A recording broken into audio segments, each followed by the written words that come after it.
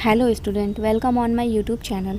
Previous lecture में हम लोगों ने डिस्कस किया था सिगमंड फ्रायड का मनोविश्लेषणात्मक सिद्धांत। इस लेक्चर में हम लोग डिस्कस करेंगे व्यक्तित्व का सीलगुड़ सिद्धांत, जो कि इसके प्रतिपादक हैं आल्पोर्ट। सीलगुड़ सिद्धांत में सीलगुड़ में कैटल का भी बहुत बड़ा योगदान है, लेकिन जो आल्पोर्ट थे इन्होंने व्यक्तित्व का जो सीलगुड़ है इसकी व्याख्या बहुत अच्छे से की है। तो हम आज पढ़ेंगे सीलगुड़ सिद्धांत, जो कि प्रतिपादक हैं आल्पोर्ट। तो हम स्टार्ट करते हैं। इन्होंने बताया था, जो आल्पोर्ट थे उन्होंने कहा था जो सीलगुड़ व्यक्तित्व का जो सीलगुड़ होता है उसके दो भाग होते हैं। अच्छा, फर्स्टली हम ये समझ लेते हैं कि सीलगुड़ क्या होता है। सीलगुड़ किसी भी ह्यूमन बीइंग की जो क्वालिटीज़ होती है, जैसे हो गया परोपकार करना, हो गया आत्मनिष्ठा, हो गया आत्मगौरव, हो गया, ये सब सीलगुड़ में आते हैं, जो किसी भी ह्यूमन की जो क्वालिटीज़ होती हैं। तो इन्होंने आल्पोर्ट ने सीलगुड़ के दो भाग बताए हैं, सामान्य सीलगुड़ और व्यक्तिगत सीलगुड़। व्यक्तिगत सीलगुड़ के इन्होंने तीन भाग बताए हैं, प्रमुख प्रवृत्ति सीलगुड़, केंद्रीय प्रवृत्ति सीलगुड़ और गौड़ प्रवृत्ति। अब हम इसको वन बाय वन समझते हैं। जो सामान्य सीलगुड़ होता है यह समाज के अधिकतर लोगों में पाया जाता है। मतलब जो सामान्य मतलब जो जनरल हो गया वो सब में पाए जाते हैं। जितने भी बहुसंख्यक है, बहुत ज़्यादा लोग जो होते हैं ये पाया जाता है ये सीलगुड़। व्यक्तिगत सीलगुड़ होता है यह विशेष व्यक्ति या तो सीमित व्यक्तियों में पाया जाता है। मतलब ये स्पेसिफिक पर्सन में ये सीलगुड़ पाया जाता है। सामान्य व व्यक्तिगत सीलगुड़ में क्या डिफरेंसेस होते हैं इसको हम पढ़ेंगे। सामान्य सीलगुड़ समाज के अधिकांश लोगों में तथा व्यक्तिगत सीलगुड़ विशेष व्यक्तियों में पाया जाता है। सामान्य सीलगुड़ के द्वारा व्यक्तियों का तुलनात्मक अध्ययन किया जाता है। अब हम जैसे पढ़ लेते हैं कि फॉर एग्ज़ाम्पल अगर डांसिंग है, सिंगिंग है, ठीक है, तो ये सबके अंदर ये क्वालिटीज़ पाई जाती है। ये 72 लोगों में पाया जाता है। तो इससे क्या होता है, एक व्यक्ति से दूसरे व्यक्ति का हम कंपेयर कर सकते हैं कि इसका स्किल, डांसिंग स्किल कितना है, उसका डांसिंग स्किल कितना है।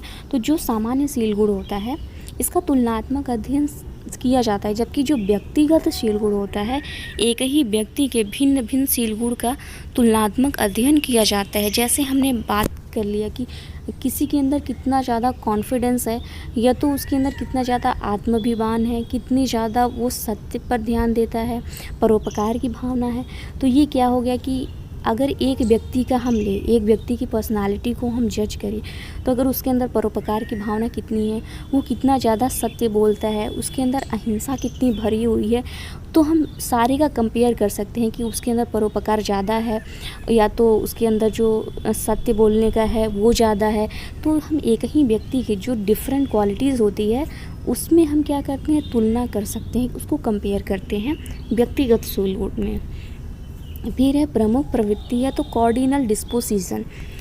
ये क्या होता है, प्रमुख प्रवृत्ति होता है व्यक्ति का प्रबल गुण जिसे छिपाया नहीं जा सकता है। यह व्यवहार की संगति में तथा स्थिरता के साथ स्पष्ट परिलक्षित होता है। फॉर एग्जाम्पल जैसे महात्मा गांधी के व्यक्तित्व में सत्य एवं अहिंसा परिलक्षित होता है। ये प्रमुख प्रवृत्ति क्या होता है, जैसे कोई भी व्यक्ति अगर हमसे बात करता है या तो किसी भी व्यक्ति की जो पर्सनालिटी होती है उसको देखकर ही वो चीज़ें ऑटोमेटिक सामने वाला जज कर लेता है। मतलब ऐसी प्रवृत्ति जो छुपती नहीं है, जिस प्रवृत्ति को छुपाया नहीं जा सकता है, उसे आसानी से लोगों द्वारा जज कर लिया जाता है। जैसे महात्मा गांधी के व्यक्तित्व में सत्य एवं अहिंसा परिलक्षित होता है। मतलब हम सभी जानते हैं कि उनका जो व्यक्तित्व है वो सत्य एवं अहिंसा पे ही डिपेंड है। मतलब हम यही कहते हैं ना कि जो गांधी जी थे वो अहिंसावादी थे, सत्यवादी थे। तो ये क्या हो गया उनका प्रमुख प्रवृत्ति कि व्यक्ति का प्रबल गुण जिसे छिपाया नहीं जा सकता है, जिससे हम उसके व्यक्तित्व का पता लगाते हैं। केंद्रीय सीलगुड़ क्या होता है, यह ऐसा सीलगुड़ है जिसमें सक्रियता अधिक रहती है। प्रत्येक व्यक्ति में 5 से 10 केंद्रीय सीलगुड़ पाए जाते हैं, जैसे सामाजिकता हो गया, उत्साह हो गया, आत्मविश्वास हो गया, उदासी हो गया। ये ऐसे 5 से 10 सीलगुड़ होते हैं ना जिसमें व्यक्ति बहुत ज़्यादा एक्टिव रहता है, सक्रिय रहता है उस क्वालिटीज़ में, उस सीलगुड़ में। गौड़ सीलगुड़ क्या होते हैं, ये ऐसा सीलगुड़ है जो व्यक्तित्व के लिए कम महत्वपूर्ण होती हैं। जैसे खाने की आदत हो गई, बाल बनाने की आदत हो गई, इससे हम तुलना नहीं कर सकते। ये बहुत ही कम प्रभावी होता है किसी व्यक्ति की पर्सनालिटी को जज करने के लिए। इसीलिए हम इसको गौड़ सीलगुड़ कहते हैं, क्योंकि ये इतना ज़्यादा हेल्प नहीं करता है किसी व्यक्ति की पर्सनालिटी को जानने में।